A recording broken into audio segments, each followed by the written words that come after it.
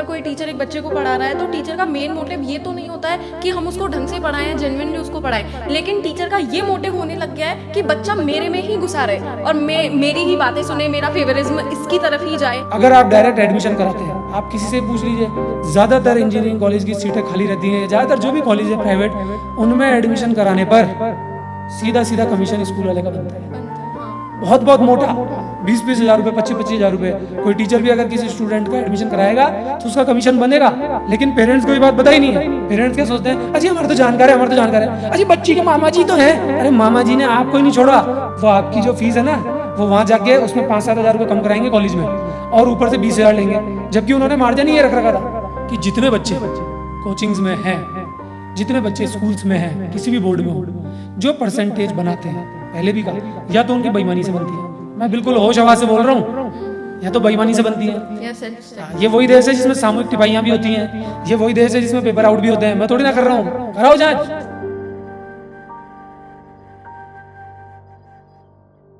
आप गंदगी फैलाएं, आप कामचोरी करें, आप मेहनत ना करें और लोग आपको पूछें, ठीक है मैं मान लेता हूँ, एक कहावत है कि उगते सूरज को सलाम। मैं तो कह रहा हूँ आप उगते सूरज मत बनिए, लेकिन आप ढलते सूरज भी तो मत बनिए। आप जब कुछ करना ही नहीं चाहेंगे, नाटक करेंगे, बदतमीजी करेंगे, तो फिर आप किसी भी चीज़ में सही हो ही नहीं सकते। फिर आप ये एक्सपेक्टेशन मत रखिए कि कोई आपको पूछेगा। अरे स्कूल वाले छोड़िए, आपके घर वाले ही आपको नहीं पूछेंगे। आप रिसर्च कीजिए तब की जब स्कूल ही नहीं थे, जब कॉलेज नहीं थे। कोचिंग इंस्टीट्यूशन तो अभी अस्तित्व में है, बहुत कम टाइम पहले ही, बहुत कोई 1000 साल से नहीं चल रहे कोचिंग इंस्टीट्यूशंस। गुरुकुल था, स्कूल्स आए, लेकिन कोचिंग अभी आए। और किसके लिए आए? जो बच्चे पढ़ना नहीं चाहते। जब बुक में इंट्रोडक्शन है, प्रस्तावना लिखी हुई है कि ये चैप्टर ऐसे हल होगा, साफ लिखा है कि पिछली कक्षा में आपने यहाँ तक पढ़ाई की, इस तरह के चैप्टर की, अब आप यहाँ से शुरू करेंगे, ऐसा ऐसा होता है। उससे पहले की क्लास में हम कुछ और सीखते हैं, उससे पहले कुछ और सीखते हैं, और उससे पहले तो हम बेसिक सीखते हैं जिसको हम कहते हैं ऐड करना, मल्टीप्लाई करना, ये सब चीज़ें सीखते हैं। और उससे पहले हम टेबल सीखते हैं, और उससे पहले हम गिनतियाँ सीखते हैं। तो धीरे धीरे हम ये काम करते हैं। जिस बच्चे को सिर्फ 1 या 2 सवाल क्लासरूम में बताए जा रहे हैं, बाद में उस बच्चे को खुद को एहसास हो रहा है कि मैं इस 40 मिनट के पीरियड में या 1 घंटे के टाइम में 10 सवाल 20 सवाल कर सकता था। उन बच्चों को बार बार याद करने के लिए दिया जाता है जो बच्चे एक पेज 10 दिन में याद नहीं करके आ रहे या 10 दिन में समझ के नहीं आ रहे। एक बच्चे को आप बोलें कि ये सवाल ऐसे होता है, लेकिन फॉर्मूले तो तुझे याद करने पड़ेंगे, तो आप मुझे बताइए जिसका मन नहीं है, वो फॉर्मूले याद ही नहीं कर रहा, तो कैसे सवाल होंगे? याद ही नहीं करके ला रहे। और एक बच्चा है जो पूरी बुक के फॉर्मूले 1 दिन में याद कर लेता है, तो ऐसे बच्चे के लिए क्या करें? वो ऑटोमेटिक अलग आता है, उसको किसी अलग लाइन में डालना नहीं पड़ता, वो अपने आप ही आगे भागता है। अगर अलग अलग ताकतों के लोगों को, अलग अलग मन की स्थिति के लोगों को एक ही लाइन में खड़ा करके रेस लगवा दी जाएगी, तो ये नाइंसाफ़ी होगी। बायोलॉजिकली रूप से अगर इंसान, कुत्ता, बिल्ली, हाथी, चींटी, खरगोश, चूहा, सबको एक लाइन में खड़ा करके रेस लगवा दी जाए, तो आप मुझे बताइए ये नाइंसाफ़ी नहीं है? तो ये सब चीज़ें हैं, लेकिन इनका पूरा ब्यौरा, पूरा तरीके से एक्सप्लेन मैं तब कर पाऊंगा जब आप मेरे साथ कम से कम 1 साल रह करके खुद सेल्फ स्टडी करेंगे। ये अमृत आपने पिया, ये सत्य आपने जाना। मैं सिर्फ अपनी बात से उन लोगों को थोड़ा सा समझा सकता हूँ, जिससे कि उनसे जुड़े हुए वो बच्चे जो रियल में कुछ करना चाहते हैं, जो सच में फंसना नहीं चाहते इन कोचिंग सेंटर्स के जाल में, या उनके पेरेंट्स के पास लाखों रुपए नहीं है। आप जनरली देखेंगे कि जितने भी बच्चे परसेंटेजेस बनाते हैं, किसी भी स्कूल के हों, कहीं के भी हों, सेल्फ स्टडी शब्द बहुत ज़्यादा वो लोग यूज़ करते हैं, लेकिन जब वो बच्चे किसी कोचिंग इंस्टीट्यूशन में खड़े हैं तो उनका कोचिंग वाला कूद कूद के बता रहा होता है कि इसने हमारे यहाँ पढ़ाई की है। बेशक टूल कोई भी हो सकता है, वही सवाल जब आप बुक में देखेंगे तो बुक टूल है, वही चैप्टर आप यूट्यूब पे देखेंगे वो टूल है, वही चैप्टर आप बोर्ड पे किसी टीचर से समझेंगे वो टूल है। लेकिन तीनों टूल्स का यूज़ आप कर सकते हैं, लेकिन करनी आपको सेल्फ स्टडी पड़ेगी। मैं ये बोलना चाह रहा हूँ, अंतर मंथन तो करना ही पड़ेगा, चाहे टीचर सामने खड़ा होकर समझा रहा हो। अब आप बोलेंगे फिर आपको दिक्कत क्या है? जब टीचर सामने रह के समझा रहा है तो आपको दिक्कत क्या है? टीचर क्यों चाहते हैं कि बच्चा उनसे ही पढ़े? आपने हमेशा कहा कि टीचर विरोध करते हैं, आपने कहा पेरेंट्स विरोध करते हैं, लेकिन करते क्यों है टीचर, वो आप मुझे बताएं। मेरे हिसाब से एक रीज़न टीचर्स के विरोध करने का ये भी हो सकता है कि बच्चा उनमें घुसा रहे। मतलब वो जैसे अगर कोई टीचर एक बच्चे को पढ़ा रहा है तो टीचर का मेन मोटिव ये तो नहीं होता है कि हम उसको ढंग से पढ़ाएं या जेन्युइनली उसको पढ़ाएं, लेकिन टीचर का ये मोटिव होने लग गया है कि बच्चा मेरे में ही घुसा रहे और मेरी ही बातें सुने, मेरा फेवरिज्म इसकी तरफ ही जाए। इसका क्या कारण हो सकता है? मतलब वो टीचर अपने अंदर बच्चे को क्यों घुसाना चाहता है? क्योंकि उस टीचर को उस बच्चे से फ़ायदा मिलता है। जैसे फ़ायदा क्या? जैसे अगर मान लीजिए वो टीचर अपना कोचिंग इंस्टीट्यूट चलाना चाहता है या फिर कुछ भी पढ़ाना चाहता है, तो वो जब एक क्लास के सबसे अट्रैक्टिव बच्चे को पकड़ता है ना कि भाई हाँ तू मेरा है, मैं तेरी तरफ फेवरिज्म दिखा रहा हूँ, तो जब वो मतलब उसके लिए एक ईजी हो जाता है किसी भी चीज़ सबको पकड़ना। हाँ। अब जब उसने इंटेलिजेंट बच्चे को ही पकड़ लिया तो वो कमजोर वाले भी तो अपने आप ही आएंगे ना कि देखो मेरे पास ये है तो तुम्हारी भी होगी इसमें। क्योंकि खासकर साइंस की अगर हम बात करें, हाँ। आप रिजल्ट भी देखेंगे तो ये क्यों बढ़ा दिया गया है, ये आपको शायद मालूम नहीं होगा कि रिजल्ट धीरे धीरे इतने बढ़ा दिए गए कि फेल का सिस्टम ही गौण हो गया। फेल पास को यही नहीं, डरने की जरूरत ही नहीं है। जब 100 में से 99% 98% रिजल्ट जा रहे हैं कि इतने बच्चे पास हो रहे हैं 12th के, तो आप मुझे बताइए कि शायद फेल वही हो रहे हैं जो या तो सप्लीमेंट्री आ गए या एग्जाम देने पहुंचे ही नहीं। हाँ। तो जब फेल ही कोई नहीं हो रहा तो ये इतने सारे लोगों की जो भीड़ आ रही है ये जाएगी कहाँ? क्योंकि परसेंटेज भी मेरे ख्याल से शुरू ही 70 से हो रही है आजकल। साइंस की तो यूं ही बन जाती है क्योंकि प्रैक्टिकल के नंबर होते हैं। मोस्ट ऑफ द बच्चे अब फर्स्ट डिवीजन में आने फर्स्ट डिवीजन तो हो ही गए, तो हर पेरेंट्स को लगता है कि 70% बन रही है, 75 बन रही है। उनको ये मालूम ही नहीं है कि 70 और 75% का जो बच्चा है वो लगभग फेल के बराबर है। क्योंकि सेंटर पे बच्चा आजकल जो जिसको हम पहले न्यू टाइप बोलते थे, जो MCQs आप लोग बोलते हैं टिक लगाने वाले, वो इधर उधर से देख लेता है। भाई एक आध बच्चा पढ़ने वाला होता है क्लास में, इतना सही तो देखना है, एक बड़ा जो आंसर है वो तो देखा ही नहीं जाता। अगर 2-4 इधर से देख लिए, 2-4 इधर से देख लिए तो पास तो वैसे ही हो गया। 20 नंबर स्कूल से चले जाएंगे, ठीक है, 30 नंबर का प्रैक्टिकल हो जाएगा। तो अपने आप ही लगभग 60% तो यूं ही बन रही है। तो पेरेंट्स को लगता है 60, 65, 70 वाला बच्चा तो हमारा तो इतना जोरदार हो गया कि ये तो आगे भी झंडे गाड़ देगा। फिर रही सही कसर कौन पूरी कर देता है? कोचिंग इंस्टीट्यूट वाले। जब बच्चा बोर्ड का एग्जाम दे रहा होता है तो बाहर ही खड़े रहते हैं। जैसे आपका हिंदी इंग्लिश का पेपर छूटा होगा, आप अगर ध्यान दिया हो, आपने दिया है, ऐसे लोग खड़े रहते हैं कोचिंग इंस्टीट्यूट वाले जो आपको पैम्पलेट देते हैं, आइए आइए, पेन पेन वगैरह देता है देते हैं, उनका जो कार्ड होता है, कार्ड सारी होता है, चीजें होता है ना। ये सब मार्केटिंग है भाई। लोग पैरवी कर रहे हैं, लोग बोल रहे हैं बहुत तगड़ी चीज़ है। कहीं ऐसा तो नहीं जो पेरेंट्स इसको तगड़ी बता रहे हैं, स्टूडेंट तगड़ी बता रहे हैं, वो लोग भी इस ट्रैप में फंसे हुए हैं विज्ञापन के। तो मार्केट किया जाता है जान जान के। जो चीज़ मार्केट की जाएगी वो सर चढ़ के बोलेगी। तो जब कोचिंग इंस्टीट्यूट वाला आपको वहाँ पेन दे रहा है, आपको वहाँ पैम्पलेट्स दे रहा है, आइए, आधा वहाँ फुसला रहा है, उसके बाद जो सोशल मीडिया है उसके ऊपर चर्चे चल रहे हैं, ये देखिए बच्चे ने ये कर दिया, वो कर दिया, उसके बाद स्कूल तक को पैसे दे करके आपके कॉन्टैक्ट नंबर ले लिए जाते हैं। और अगर आप डायरेक्ट एडमिशन कराते हैं, आप किसी से पूछ लीजिए, ज़्यादातर इंजीनियरिंग कॉलेज की सीटें खाली रहती हैं, ज़्यादातर जो भी कॉलेज है प्राइवेट, उनमें एडमिशन कराने पर सीधा सीधा कमीशन स्कूल वाले का बनता है। हाँ। बहुत बहुत मोटा, 20-20 हज़ार रुपये, 25-25 हज़ार रुपये। कोई टीचर भी अगर किसी स्टूडेंट का एडमिशन कराएगा तो उसका कमीशन बनेगा। लेकिन पेरेंट्स को ये बात पता ही नहीं है। पेरेंट्स क्या सोचते हैं, अजी हमारा तो जानकार है, हमारा तो जानकार है, अजी बच्ची के मामा जी तो हैं। अरे मामा जी ने आपको ही नहीं छोड़ा, मामा जी आपको ही खा गए। 20 हज़ार रुपये, 25 हज़ार रुपये वो आपसे ही ले लेंगे। वो आपकी जो फीस है ना, वो वहाँ जाके उसमें 5-7 हज़ार रुपये कम कराएंगे कॉलेज में, और ऊपर से 20 हज़ार लेंगे, जबकि उन्होंने मार्जिन ही ये रख रखा था। बहुत सारी मेडिकल लैब्स नहीं होती जिनमें टेस्ट होता है, 50% तक कमीशन है। 50% मेडिकल वालों का, डॉक्टर्स का, कंपाउंडर का, पता नहीं कितने लोगों का। तो आम जनता क्या सोचती है कि यार मेडिकल वाले ने तो हमारा कम करा दिया, और यार डॉक्टर साहब ने वहाँ सही जगह भेजा। अरे डॉक्टर साहब नहीं तो वो एक्स्ट्रा आपके जो टेस्ट थे वो लिख डाले। 5,000 की जांच थी, वहाँ 4500 की करवा दी। आप डांस करने लगे, डॉक्टर साहब ने 4500 की करा दी। डॉक्टर साहब कितने अच्छे, कितने सुंदर, 500 रुपये कम करा दिए। तो शिक्षा में भी हो रहा है, चिकित्सा में भी हो रहा है, न्याय में भी हो रहा है। तो जब यही हो रहा है तो फिर इंसान रोता क्यों है कि चीज़ें मिलावटी हो गई? ये मिलावटी तो है एजुकेशन में, खाद्य पदार्थों में थोड़ी ना मिलावट होती है। और ये चीज़ इंसान करता भी खुद ही है, मान रहा ही नहीं है, और रोता भी खुद ही है। और मैं कुछ कह रहा हूँ तो मुझे मारने को दौड़ रहे हैं। अगर सेल्फ स्टडी ही सत्य नहीं है तो फिर पहिए का आविष्कार कहाँ से हुआ? पहिए क्या, हर चीज का आविष्कार ही उसी चीज से हुआ है। उसी चीज से हुआ ना, अंदर से जिज्ञासा पैदा हुई, हाँ। उसी से हुआ ना भाई। जिज्ञासा हुई तो मन किया कि ये चीज़ होनी चाहिए। आवश्यकता ही आविष्कार की जननी है। खाने को पकाने की स्थिति कैसे पैदा हुई कि खाना पकता भी है, ये सब हम ऑब्जर्व करके देखते हैं। लेकिन उसके ऊपर पैसा लगा दिया। मैं फिर कह रहा हूँ, मुझे क्लासरूम के टीचर से दिक्कत नहीं है, पर जो उसका स्टाइल है, उसका जो डिस्ट्रैक्शन है, उसकी जो इंटेंशन है कि बच्चा एक ग्राहक है, वो गलत चीज़ है। जैसे मेडिकल में भी आप देखेंगे तो आज कॉर्पोरेट का ज़माना आ गया। इसमें बोल रहे हैं साहब सारे बेड भर दो। पहले लोग इक्का दुक्का आईसीयू में जाते थे कि आईसीयू में तो तब ले जाना है जब मरीज की बहुत बुरी हालत हो गई है, और वेंटिलेटर तो ये मान लो कि बिल्कुल बस ये मरने ही वाला है, ये लो तब। अब हर दूसरा तीसरा आदमी आईसीयू में, और हर 8वां 10वां इंसान वेंटिलेटर पे, ये लो साहब। पहले वेंटिलेटर पे जाने का मतलब ये था कि अब इंसान शायद लौटेगा ही नहीं। अब वेंटिलेटर का मतलब ये है कि इंसान तो शायद लौट जाएगा, लेकिन तुम्हारा जो पैसा है वो कभी नहीं लौटेगा। वो पहले रीड कर लेते हैं, पहले स्कैनिंग कर लेते हैं, उनके पास एक्सरे मशीन चाहे पावरफुल हो या ना हो, लेकिन इंसान की जेब की एक्सरे करने की मशीन उनके दिमाग में तगड़ी है। वो पहले ही दिमाग लगा लेते हैं कि इसके गले में 10 लाख है कि 20 लाख है कि 30 लाख है। हर कोई आपका सुपड़ा साफ करना चाह रहा है। कोचिंग इंस्टीट्यूट वाला भी ये देखता है कि इसके माँ बाप के पास क्या है, और माँ बाप लूटने को तैयार हैं। 3 चीज़ों से आप हमेशा लूटने को तैयार हो: शिक्षा, चिकित्सा और न्याय। न्याय।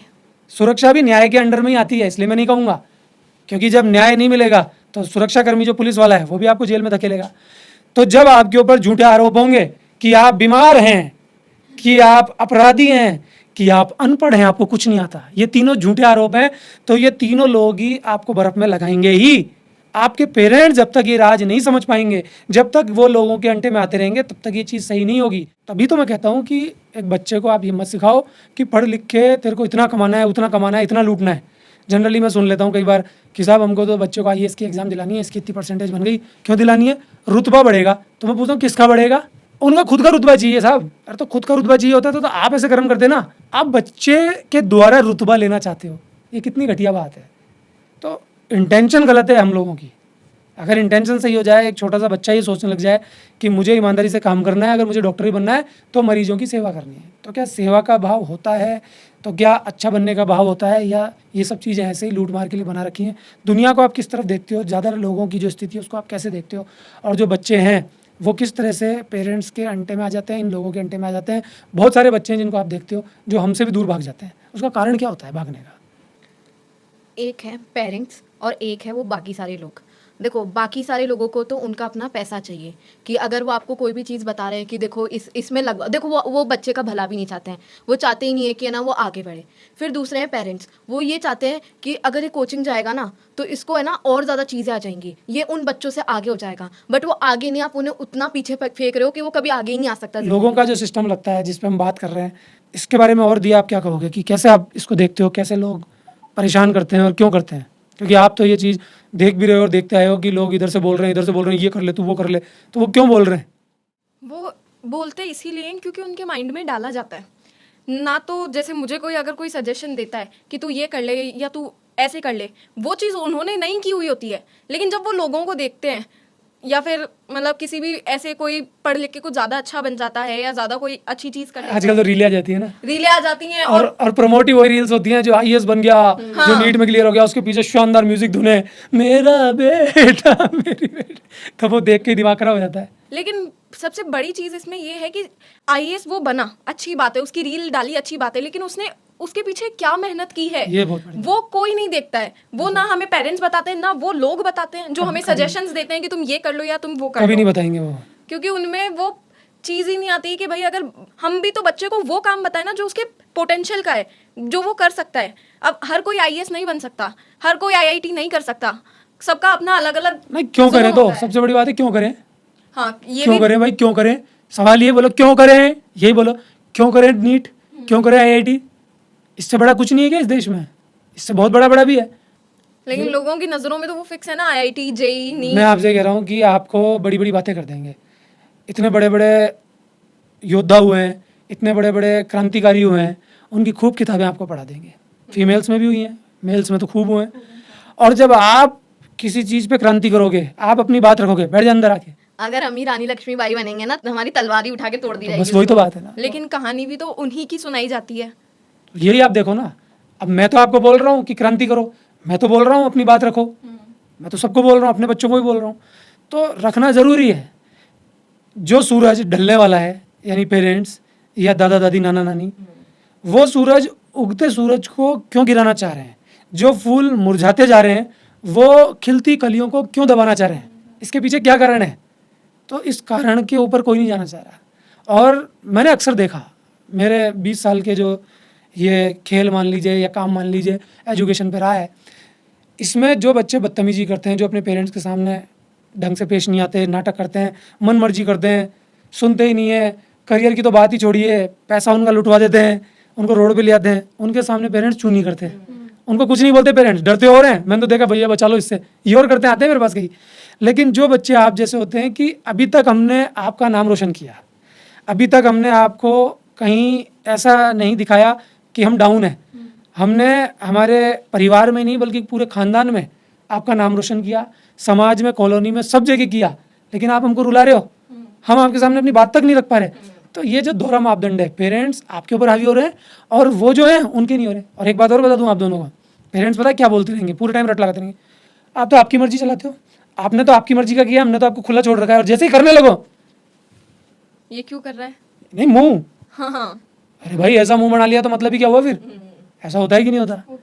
तो ये जो सेल्फ स्टडी वाली चीज़ है, ये लोगों को मालूम ही नहीं है इससे क्या क्या होगा। पहले तो मैं आपको ये बता दूं कि जितने बच्चे कोचिंग्स में हैं, जितने बच्चे स्कूल्स में हैं, किसी भी बोर्ड में हो, जो परसेंटेज बनाते हैं, पहले भी कहा, या तो उनकी बेईमानी से बनती है, मैं बिल्कुल होश हवा से बोल रहा हूँ, या तो बेईमानी से बनती हैं। या सेल्फ हाँ, ये वही देश है जिसमें सामूहिक टिपाइयाँ भी होती हैं, ये वही देश है जिसमें पेपर आउट भी होते हैं। मैं थोड़ी ना कर रहा हूँ, कराओ जांच, मेरी परसेंटेज है, कराओ इसकी जांच बिंदास, आज तक जितनी बनी हुई है खोल के चेक करो। मैं इतने तगड़े तरीके से हर चैनल पे हर मुद्दे बोलता हूँ। इस चैनल पे तो चलो मैं सिर्फ एजुकेशन की बात कर रहा हूँ, सेल्फ स्टडी की बात कर रहा हूँ, लेकिन जो मेरे और चैनल्स हैं उन पे तो मैं खुला बोल रहा हूँ, कुछ भी बोल रहा हूँ, किसी भी टॉपिक पे बोल रहा हूँ। क्यों बोल रहा हूँ, आप जांच करो ना।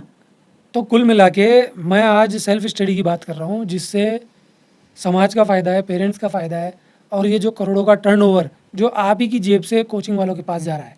आज बहुत सारे लोग हैं जो आपको स्वस्थ करने के लिए बहुत काम कर रहे हैं, बहुत काम कर रहे हैं, बोलते भी हैं, बहुत से ईमानदारी से बोलने वाले हैं। आप उनकी बात सुन करके फॉलो भी करते हैं, फ़ायदा भी होता है। तो इससे क्या होता है, उनका थोड़ी ना पैसा बन रहा है या बच रहा है, आपका पैसा बचता है। तो जब बच्चा सेल्फ स्टडी करेगा कुछ फ़ायदा होगा। तो कुल मिला के मैं आपसे यही कहना चाह रहा हूँ कि जिसने भी परसेंटेजेस बनाई हैं, जिसने भी पढ़ाई की है किसी भी फील्ड में, चाहे खेलों में आगे गया है, किसी में भी गया है, चाहे आज भी कोचिंग्स के द्वारा बनती है, बच्चों के फ़ोटोज़ आते हैं, स्कूल्स के द्वारा बनती है, या अपने आप ही किताबें पढ़ के, इंट्रोडक्शन पढ़ के, पासबुक्स पढ़ के, किसी भी स्टडी मटेरियल को पढ़ के परसेंटेज बनती है, कहीं पे भी बनती है, यूट्यूब को देख के बनती है। वो सब सेल्फ स्टडी की ही देन है, क्योंकि स्वाध्याय इंटरनल कंसेप्ट है, कहीं से थ्रो करके डस्टबिन नहीं है कि कचरा अंदर भर दिया और आ गया, कोई ठोक बजा के काम नहीं कर सकता।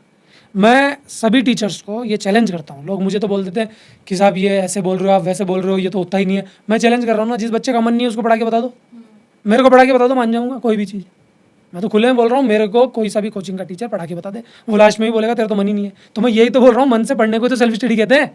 भले ही टूल कोई भी हो, भले ही वो टूल कोचिंग इंस्टीट्यूट हो, भले ही वो टूल क्लासरूम का टीचर हो, भले ही वो टूल यूट्यूब हो, लेकिन आज के टाइम पे यूट्यूब जो टूल है वो ज़्यादा कारगर साबित हो रहा है अगर वो आपके पास रिकॉर्डेड है तो। क्योंकि क्लासरूम का टीचर डिस्ट्रैक्शन देता है, सामने होता है, क्लास के बच्चे होते हैं, वो हमारे सहपाठी होते हैं, उनसे हम घुले मिले होते हैं, बदमाशी करते हैं, मजे लेते हैं।